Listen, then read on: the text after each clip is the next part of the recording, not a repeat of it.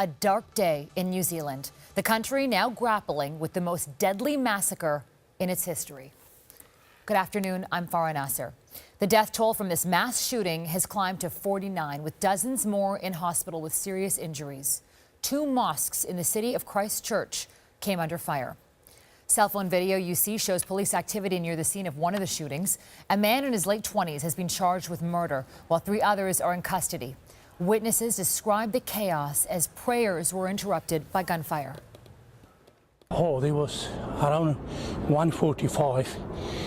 I was stopped pray. I heard the big sound, the gun, and the second one I shot, I ran. I saw some people had blood on their body, and some people were limping.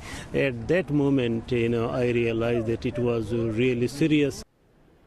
Officials say a number of improvised explosive devices were defused after being found on vehicles, and the country's national security threat level has been raised from low to high. Expressions of sorrow about what New Zealand's Prime Minister says is a terror attack is pouring in from all around the world. And of course, that's being felt by local Muslims here in Toronto. Camille Kermali is outside a Toronto mosque with local reaction. The Friday prayer is the most important prayer of the week, Camille. A lot of people, I'm sure, have gathered around mosques today. What are you hearing from them? Absolutely. As you mentioned, the early afternoon Friday prayer is set to begin here at the Toronto Mosque. It's called Jummah on the holiest day of the week, which is Friday. It only happens on Fridays, and as you can tell, worshipers are coming in and out of the Toronto Mosque here. They told me they're focusing their thoughts and love for this holy prayer to their Muslim brothers and sisters in New Zealand who need it the most. Now, 49 people are dead, several more injured, as you mentioned, after a gunman stormed 2 mosques in Christchurch, New Zealand.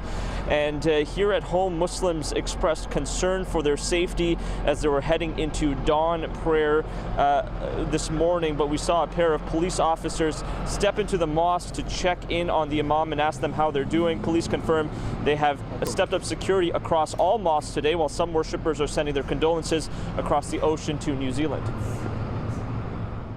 To every person who thinks and who knows how the tragedy involved the Muslim communities that are living around the world, it is very sad.